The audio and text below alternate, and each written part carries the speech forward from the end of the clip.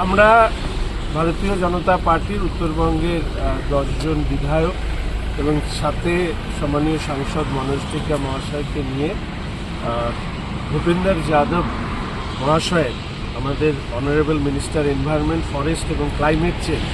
তার কাছে আমরা স্মারকলিপি তুলে দিলাম। তিনি আমাদের কথা মন দিয়ে শুনেছেন এবং আমাদেরকে আশ্বস্ত করেছেন যে এই বিষয়ে কেন্দ্রের সরকারের তরফ থেকে যা যা দায়িত্ব পালন করবার সেই দায়িত্বগুলো তারা পালন করবেন। এর মধ্যে যেরকম eco sensitive zone, zonal master plan থেকে শুরু করে illegal sand and stone mining, deforestation, wild life human conflict, encroachment in forest area,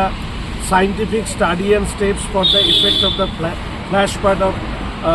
flood of Tista River এবং grassland management in the national park and wildlife sanctuaries, transboundary joint quick response টিমের মতন বিষয়গুলোকে আমরা তুলে ধরেছি। ফলে আমরা আশা রাখি পরবর্তীতে আমাদের উত্তরবঙ্গেও সভা ইত্যাদি হবে এবং সেখানে কেন্দ্রীয়